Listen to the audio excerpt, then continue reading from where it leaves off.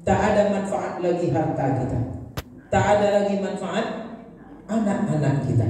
Padahal waktu itu harinya sangat sulit, suasananya sangat mengerikan, keadaannya sangat menyusahkan. Maka pertolongan sangat kita butuhkan saat itu. Maka pertolongan terbesar nanti akan datang dari Rasulullah Sallallahu Alaihi Wasallam, tentunya atas izin Allah. Karena Allah katakan, Man dzalladzi yashfa'u 'indahu illa bi'idznih. Tak ada yang bisa memberikan syafaat waktu itu illa bi'idznih, kecuali ada izin, ada rekomendasi dari Allah Subhanahu wa taala. Dan rekomendasi terbesar diberikan kepada Nabi Muhammad. Dan Nabi baru hanya akan memberikan pertolongan itu kepada orang yang rajin berkirim sholawat. Allahumma salli ala Sayyidina Muhammad wa ala ali Sayyidina Muhammad. Bapak Ibu yang dirahmati Allah Subhanahu wa taala, jam sudah menunjukkan jam 12 kurang 3 jam. Ibu khawatir deh, iya jam 12. Jam 9 kurang, jam 8 lewat 33 menit.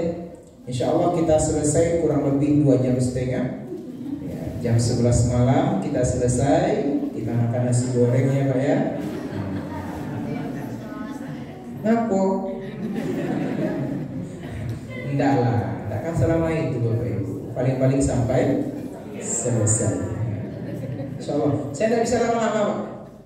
Habis bahan itu, apalagi nih adik-adik kayak gini nih, memang cepat menghabiskan energi yang ada di akal pikiran. Tapi syaratnya jangan main lato-lato. Bapak Ibu yang dirahmati Allah, judul tausiah malam Isra Mi'raj kita ini walaupun sudah terlambat kurang lebih berapa hari?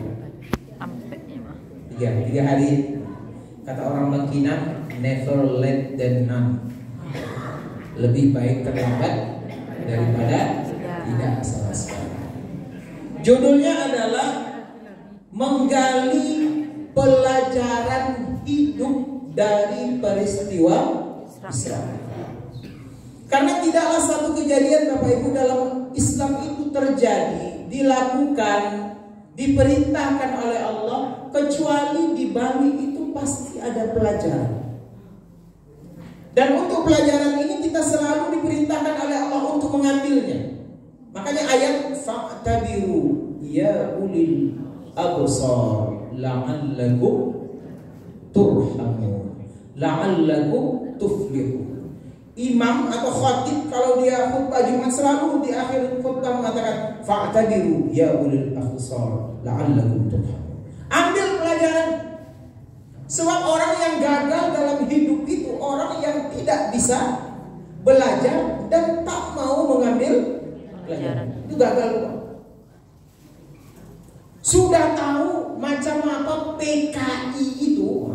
Pelajaran. Ini kok panas nih Bang. Jadi PKI nih Bu. Jangan terjerumus lagi. Sudah tahu PKI itu menusuk dari belakang, menggunting dalam lipatan, berkhianat kepada bangsa ini, masih juga mau dihidup-hidupkan lagi. Tidak mengambil pelajaran namanya. Nah, itu contohnya. Tahun berapa? 48 dibantainya. Tahun 65 itu udah 2 kali. Jangan berikan kesempatan lagi. Jangan dicabut juga tentang MPR nomor siapa tahun 65. Ya, jangan terjerumus ke dalam lubang yang sama untuk yang kedua. Maka Allah perintahkan kita, belajar, ambil pelajaran. Karena alam ini kata orang Minang, alam tak kambang jadi guru. Dia akan memberikan pelajaran kepada kita. Termasuk salah satunya pelajaran yang diberikan Allah dalam peristiwa Isra Mi'raj. Yang peristiwa ini Bapak Ibu, peristiwa yang pertama dan peristiwa yang terakhir. Bukan kayak lagunya siapa tuh? Buku siapa namanya itu? Mus Mujiono. Engkau bukan yang pertama, tapi pasti yang terbaik. Itu ada lagunya tuh Bu ya. Saya hafal tapi tidak mau saya nyanyikan. Takut nanti besok saya diundang orang tunggal boleh gitu. Ini perjalanan pertama, Pak. Kenapa pertama? Tidak ada orang sebelum Rasulullah Sallallahu Alaihi Wasallam diperjalankan oleh Allah seperti yang ia lakukan untuk Nabi. Catat sejarah. Nabi Adam tidak ada. Nabi Adam diturunkan dari surga. Nabi Ibrahim mulia Khalilullah tidak ada. Nabi Ibrahim hanya disuruh dari Irak pergi ke Mekah. Ya kan? Untuk meninggalkan anak istrinya di sini. Nabi Musa hanya disuruh menyeberangi laut merah. Tidak ada perjalanan itu. Tidak ada. Nabi-nabi sebelum Rasulullah, orang-orang mulia sebelum Rasulullah tak pernah melakukan ini dan tak pernah diperjalankan oleh Allah. Dan tak ada sesudahnya. Hari ini sudah 1444 tahun yang lalu. Ya. Kita buka sejarah, kita baca buku-buku sejarah. Ada enggak peristiwa kedua yang terjadi dengan manusia untuk Isra Mi'raj? Berarti inilah pelajaran apa? Perjalanan terbesar, perjalanan pertama sekaligus perjalanan. Maka rugi kalau momentum ini kita anggap sebagai satu hal biasa. Makanya wajar kalau negara kita ini memberikan untuk Isra Mi'raj ini tanggal merah. Harusnya tidak cukup sehari. Maunya berapa hari? Nah, 3 hari Pak ya. Karena makin banyak tanggal merah makin bagus Pak.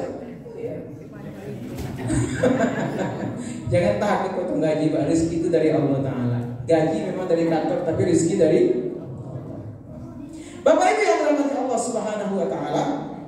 Sekarang kita lihat dulu latar belakang. Karena kalau kita tahu latar belakangnya, makin kagum kita dengan peristiwa ini. Bahwasanya ternyata Allah memberikan satu cerita kepada kita yang melatar belakangi mengapa terjadi peristiwa Isra Mi'raj ini. Latar belakangnya berangkat dari suasana hati yang galau. Jadi hati galau ini macam-macam Bapak Ibu. Kalau sudah galau hati ini, senyum orang pun tidak menyenangkan. Iya, kalau galau hati. Masalah yang kecil bisa jadi besar hati galau. Makanya Allah ingatkan, Islam ingatkan kepada kita, hati-hati dengan hati itu. Idza saluhat, kalau dia benar, nah, semuanya akan benar. Kalau dia salah, semuanya akan salah. Qalbi, hati. Kenapa disebut dengan hati? Masunniyal qalbu qalban illa litaqallubihi. Tidaklah hati itu disamakan dengan hati, qalbun, kecuali dia bolak-balik. Bulan muda dia gembira, senang, ceria. Bulan tua, meram kayaknya Pak. Meram itu di sini, tapi intinya dari dalam. Maka ibu-ibu sampaikan kepada bapak-bapak, kalau tidak ingin hatiku susah, galau, jadikan bulan tua sama dengan bulan. Jadikan istri tua sama dengan istri. Bapak galau. Jadi Bapak Ibu yang dirahmati Allah, jadi suatu ketika Nabi ada dalam keadaan yang begitu galau. Dan suasananya memang tak dibuat-buat. Dan itu lambang kehidupan. Dalam hidup kita ini ada pasang, ada surut. Ada siang, ada malam. Ada senang, ada susah. Itulah hidup. Tidak akan ada hidup ini senang terus ada. Tidak akan ada jadi presiden terus pasti presiden. Ya. Iya. Kalau ingin bahagia terus, tidak susah-susah, satu tempatnya. Sure. Jadi suatu ketika Bapak Ibu, meninggallah istri Rasulullah satu-satunya pada saat itu. Namanya siapa namanya? Khadijah. Orang kita menambah namanya Siti Khadijah. Kalau di KTP aslinya hanya Khadijah, tapi orang kita nambah Siti. Apa arti Siti dulu? Siti apa? Siti itu kependekan dari Sayyidati. Sayyidati kan panjang tuh Pak Ayah menyebutkannya, maka dipersingkat menjadi Siti. Artinya tuanku perempuan. Itu arti Sayyidati, Siti. Kalau laki-laki dipanggillah Sayyidi, tuanku laki-laki, sampai di piaman jadi Sidi. Ada piaman sih Bu? Banyak. Sidi itu apa? Sidi itu kependekan dari Sayyidi. Itu Sayyidina Muhammad itu. Itu oh baru tahu kami Ustaz. Itulah gunung ngaji itu Pak ya. Iya itulah gunung ngaji. Saya udah bertahun-tahun mencari itu apa lagi, baru dapat saya kasihkan sama ibu malamnya. Itulah gunanya ngaji. Ya, dengan ngaji kita tambah pintar. Ya, bukan tambah bongak. Jadi kalau ada yang mengatakan ngapain ibu ini ikut pengajian terus, bongaknya tuh. Nah, saya nggak nyebutkan orangnya loh ya. Larang pula orang pengajian. Tambah pintar orang pengajian itu. Karena dalam ilmu itu makin banyak ilmunya makin merunduk dia Bu ya. Kayak ibadat padi ya Pak.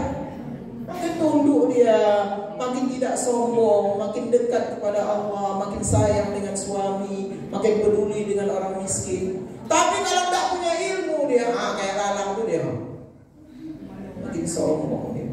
Jadi kalau ada orang-orang pengajian itu bingung dia dengan pengajian itu memang dah khatamallahu ala qulub, tutup Allah hatinya. Saya tidak nyebutkan orang Bapak Ibu ya. Nah, meninggal Sayyidatuna Khadijah, istri Nabi Pak. Maka ibarat kata lagu apa itu? Hilang separuh nafas. Ada tuh ya, ada lagu, bisa tak tahu lagu apa itu? Lagu apa? Entah Wali atau apa itu? Dewa ya Pak ya? 29%. Masya Allah bapak-bapak ini dahsyat. Nampaknya dia penggemar Ahmad Dhani juga gitu. Hilang separuh nafas. Bagaimana tidak?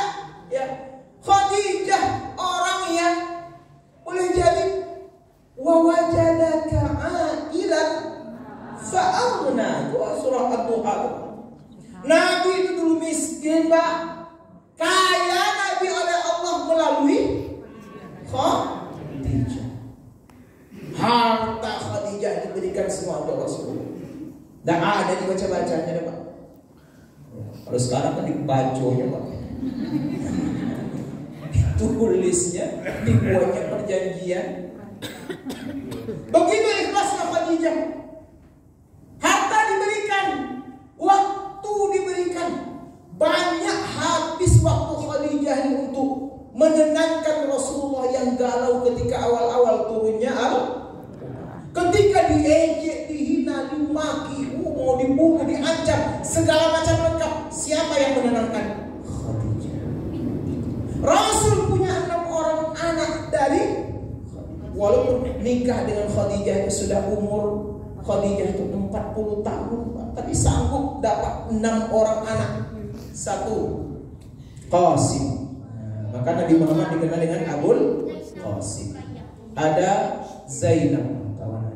Ada kalau belum stabil. Ada Ruqayyah, ada Ummu Kalthum, ada Fatimah, ada Al-Qahim. 6 orang diberikan oleh Khadijah. Melalui rahimnya datang keturunan Rasulullah Sallallahu Alaihi Wasallam sampai kemudian para habaib hari ini, termasuk para wali-wali Songo kita. Wali Songo itu tidak dari Cina, dari Arab, kan dari Cina. Itu dia Khadijah. Maka wajar Rasulullah betapa sedihnya. Ibarat kata orang macam suami kematian istri, memang galau. Galau Rasulullah. Apalagi anak yang ditinggalkan masih kecil.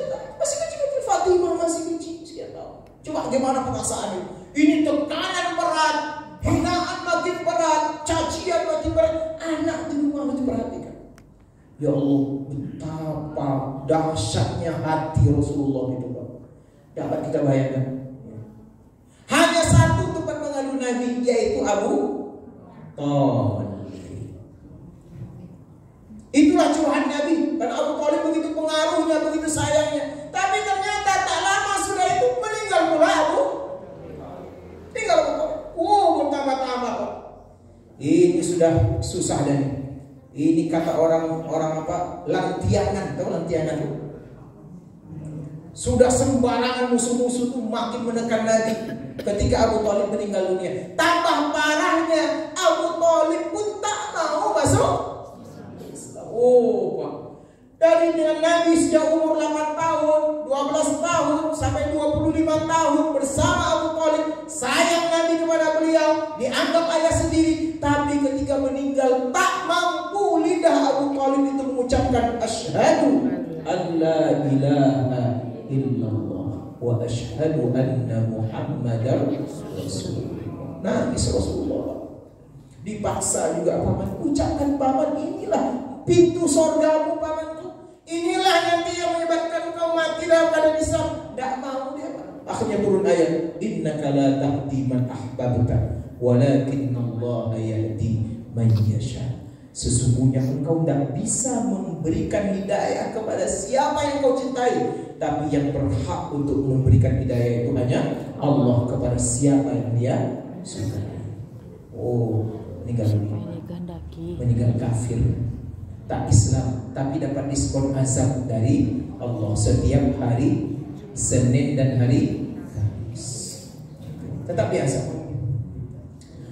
Nabi kemudian berangkat ke Taif, dilempar di Taif, ngajak orang berdakwah, dihina, dimaki. Ada segerombolan anak-anak kecil yang bersorak di belakang Nabi. Orang gila, orang gila, orang gila.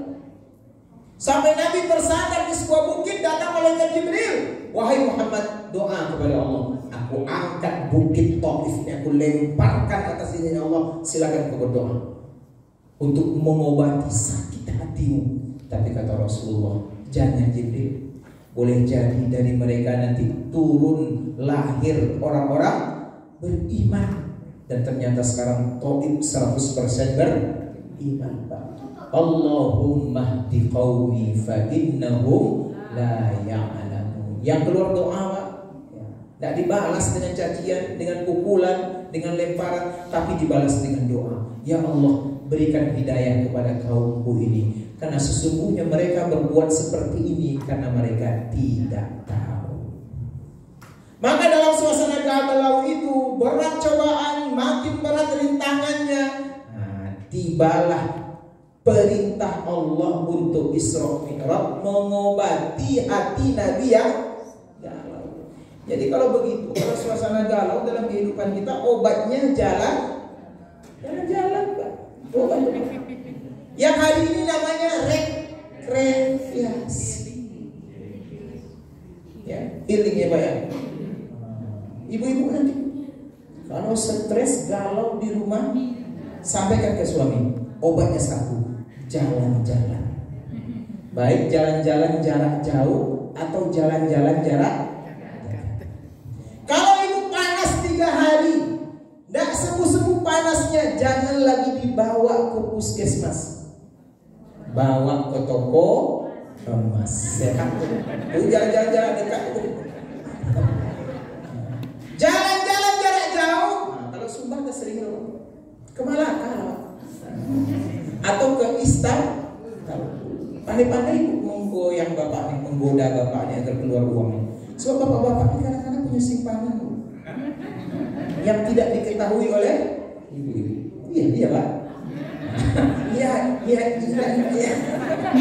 Mau bilang dah itu kuenya sudah ada simpanan itu. Kalau ibu bisa mengungkapkannya, itu dahsyat. Bisa jalan-jalan. Yang murah itu ke Malaka, Pak. 1 juta PP naik ferry, kita akan menemukan bagus suasana Malaysia ini. Ganti suasana gitu. Inilah Allah berikan pelajaran. Nabi galau, makin berat cobaan, diajak jalan-jalan. Maka ada seorang suami nengok istrinya galau, stres, seminggu tak senyum-senyum. Akhirnya istri dibawa ke dokter. Apa ke dokter? Pak, Bapak ini punya istri tidak bisa diobati dengan obat apa. Satu aja obatnya, bawa istri bapak. Mendengar itu ketawa istrinya, baru senyum istrinya. Suaminya yang galau. Oke dokter, boleh saya bawa jalan-jalan. Yuk saya, kita jalan-jalan. Kemana bang? Cari dokter lain. Yang merekomendasikan obat bukan jalan-jalan. Ini hiburan. Makanya Isra Mi'raj menjadi tasliyah.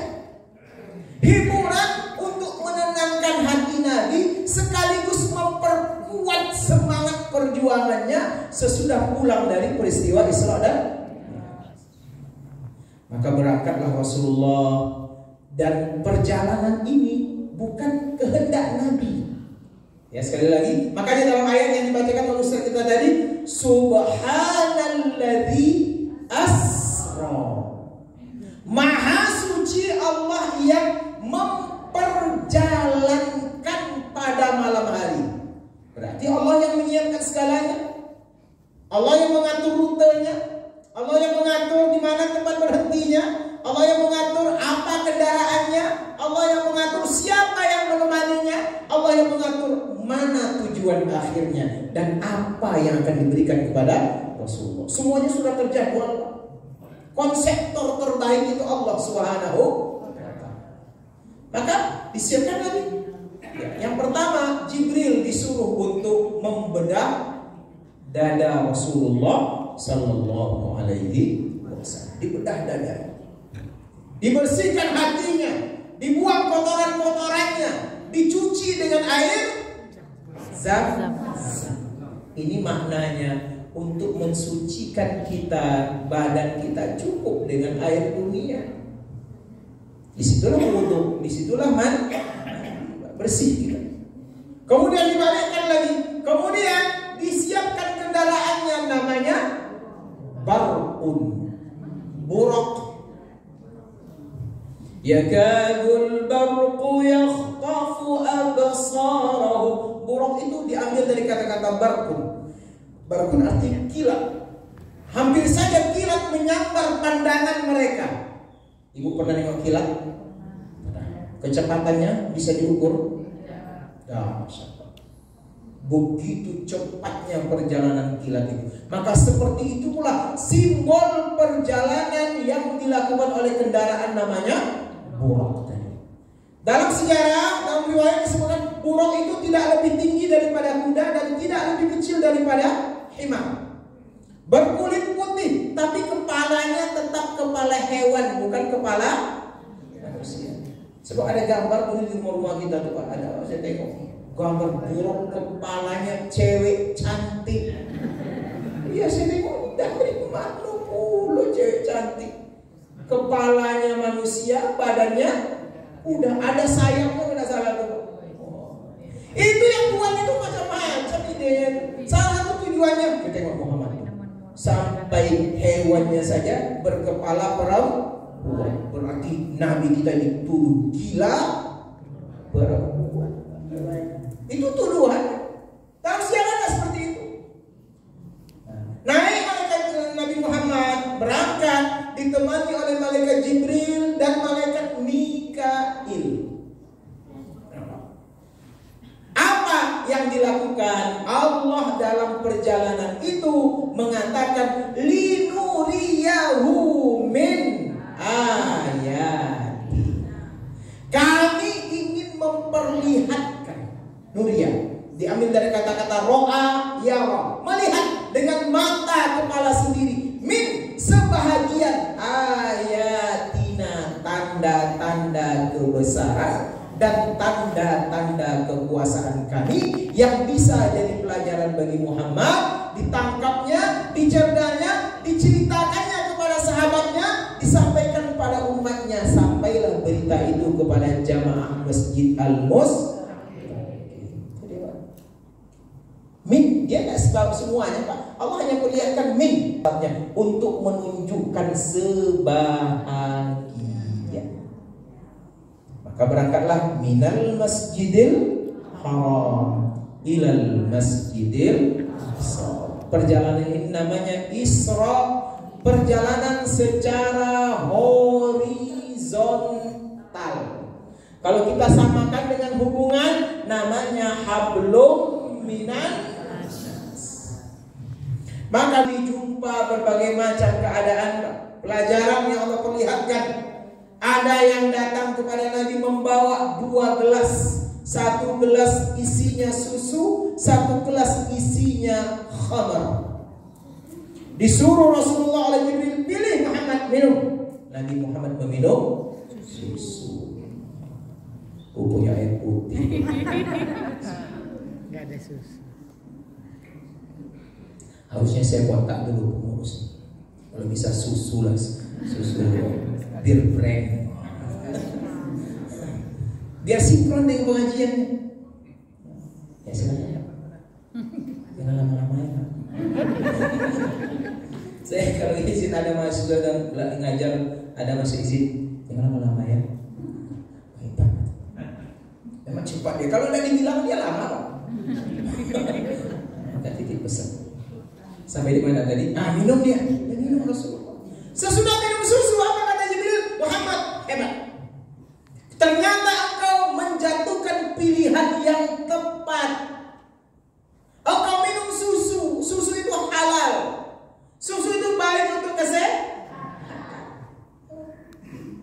Yakhruju min butuniha syarab. Keluar dari perut hewan itu minuman, air susu dari sapi, dari kambing, ya, dari onta, yang minuman itu berguna untuk tubuh kita. Nah itu firman Allah ya. Maka kata Jibril, ini akibatnya bukan hanya sama engkau, akibatnya juga nanti untuk umat engkau. Kalau engkau salah minum, yang kau ambil khamar, arak, nanti umatmu akan mabuk. Nabi minum susu aja banyak umat Nabi Muhammad pemabuk sekarang Pak. Ya, sekarang nama mabuk itu macam-macam Pak. Sakau, apalagi teler, kemudian on, itu macam-macam Pak. Kecanduan kan ada sekarang. Ini harus kita hati-hati, pelajaran bagi kita. Saya titipkan pesan Bapak Ibu, hati-hati jaga anak kita agar tak jadi orang pemabuk. Jangan sampai ada yang haram itu masuk ke dalam perut anak kita atau perut kita. Minuman khamar itu, karena khamar itu sedikit atau banyak hukumnya haram. Sebuah riwayat, orang yang dalam perutnya ada khamar mati dia, maka matinya dalam keadaan kafir. Orang yang dalam perutnya sengaja dia masukkan khamar, 40 hari sholatnya tidak diterima oleh Allah. Maka Allah ingatkan, innamal khamru wal maisir wal ansab wal azlam rijsum min amali syaitan. Khamar itu merupakan sebagian daripada perbuatan syaitan. Lanjutan ibu, jauhkan dia, jangan dekat-dekat. Ma askara kathiruhu faqaliluhu haram, kata Rasulullah. Apa yang banyak membuat kita mabuk, maka sedikit kamu konsumsi itu hukumnya. Maka jangan dekat-dekat. Kalau ada toko-toko yang ada khamarnya itu, insyaallah Bapak Ibu, itu laknatnya turun kepada banyak pihak. Orang yang mengangkat botolnya, orang yang menuangkan, orang yang mencuci gelasnya, orang yang menjual, orang yang menunggu, itu semuanya dapat laknat dari Allah Subhanahu wa ta'ala. Nabi mengambil pilihan yang tepat. Maka nanti jatuhkanlah pilihan yang tepat. Sebab kalau salah pilih nanti ruginya 5 tahun. Kalau salah pilih kita, karena nanti ada pilihan banyak tuh. Kita pilihan mana-mana, pesta nanti. Wali kota di situ juga, gubernur situ juga, anggota dewan kota, provinsi, nasional situ juga, presiden situ juga, partai politik situ juga, DPD situ juga. Hati-hati, jangan salah pilih.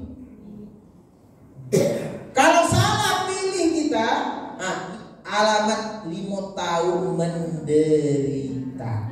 Maka jadilah pemilih yang cerdas, memilih pemimpin yang cerdas. Kalian nampak tuh Pak? Salah satu tanda cerdas itu gelarnya doktor khairun nas.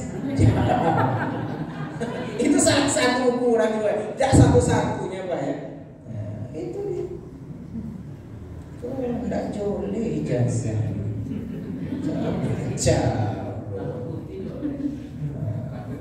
saya tidak berpolitik deh Pak ya, saya tidak nyebut nama orang. Jadi jangan salah pilih. Pemilu yang cerdas, hasil dari pemilih yang cerdas menghasilkan pemimpin yang cerdas. Karena cerdas ini bagus Pak.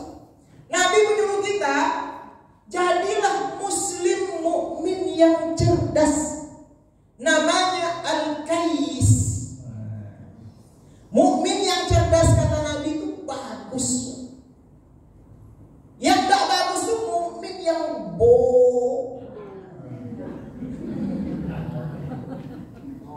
Kalau itu kan banyak bongak, bodoh, bodong, bohong. Ya, pokoknya bohong itu lah gawat itu. Siapa muslim yang cerdas kata Nabi? Orang yang banyak mengingat kematian. Satu kiri.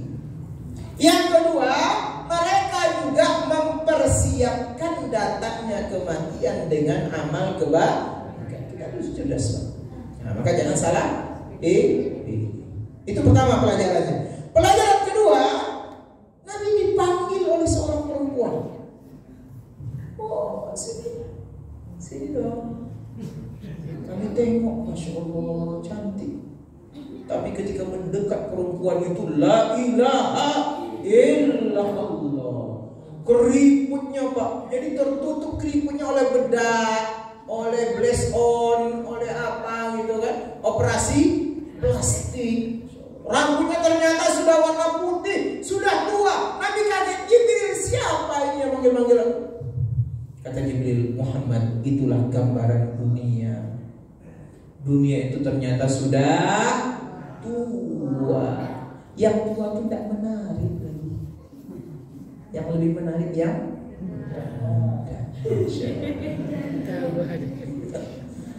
Bapak ini pandai juga.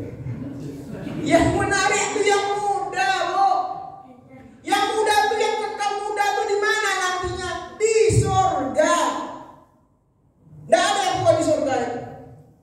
Maka jangan silau dengan dunia. Yang tua ini kemudian merupakan yang muda di surga. Ada seorang nenek datang ke Rasulullah. Nabi bercanda dengan dia. Apa kata Rasulullah? Nenek ini yang tua ini tidak akan masuk surga. Menangis nenek. Sempatlah datang Nabi ke ibu udah 75 tidak masuk surga. Ibu itu waktu tua menangis nenek itu. Nabi senyum, Nabi banggakan dia. Maksudnya kata Rasulullah, nanti di surga tidak akan lagi ada orang tua. Semuanya muda. Yang laki-laki kekar, yang perempuan cantik jelita. Umur manusia nanti laki-laki yaitu 33 tahun. Yang perempuan umurnya 27 tahun. Masya Allah. 33 itu lagi puncak-puncaknya tuh Pak. Ya. Mudah, itu lambangnya. Maka jangan korbankan dunia ini, dah tua dia. Makin tua makin peot. Ya. Nggak ada tenaganya lagi, nggak menarik lagi. Maka jangan dijual kesempatan mendapatkan yang muda tadi di surga hanya karena dunia yang akan kita tinggalkan. Nah, itu pelajaran hidupnya Bapak Ibu. Wa mal hayatud dunya illa mata'ul ghurur. Kesenangan dunia pun kalaupun masih ada, itu hanya kesenangan yang membuat kita lalai, terjerumus. Maka jangan silau dengan dunia. Jadikan dunia ini wasilah untuk mempersiapkan kehidupan akhirat kita. Itu pelajaran kedua. Sampai Nabi kemudian di Masjidil Aqsa. Apa pelajarannya? Kenapa Masjidil Aqsa? Ayat yang dibacakan oleh Ustaz kita tadi, sesudah innahu huwas samiul basir wa ataina Musal kitaba wa ja'alnahu hudan libani. Ini ada pesan, Pak, terutama untuk kita yang hidup zaman modern ini. Ternyata hari ini Bani Israel lah yang menguasai Masjid Al-Aqsa, yang menguasai Palestina, Pak. Yang Palestina itu dulu 100%, sekarang tinggal antara 10 sampai 15%. Itu pun di sudut-sudut, di embargo, lautnya dijaga, tidak bisa masuk sembarangan Israel. Allah titip pesan, itu Masjid Al-Aqsa itu punya kita. Palestina itu daerah kita itu. Jangan lepaskan. Jangan tinggalkan saudara kalian di Palestina itu berjuang sendiri. Pada saat Israel sudah mereka bebas, hebat, Pak. Hebat persenjataannya, dibantu pula oleh 4 negara besar. Amerika, Perancis, Inggris, Rusia. Palestina siapa yang membantunya? Harusnya kita Indonesia, Pak, berhutang budi kita. Karena negara pertama yang mengakui Indonesia sebagai negara merdeka adalah Palestina. Gimana caranya, Ustaz? Apakah kami harus berperang pula ke situ? Jauh, coba. Harusnya memang tanggung jawab orang Arab di situ. Ada Irak, ada Syria, ada Lebanon, ada Yordania, ada Kuwait, ada Arab Saudi, ada Mesir, Pak. Mereka yang harus bertanggung jawab. Tapi itulah ternyata salah satu kelemahan orang Arab itu dalam sejarah. Orang Arab ini paling mudah untuk diadu. Berkelahi, Pak. Negaranya kecil-kecil. Uni Eropa, Uni Emirat kecil, Oman kecil, Bahrain kecil, Kuwait kecil.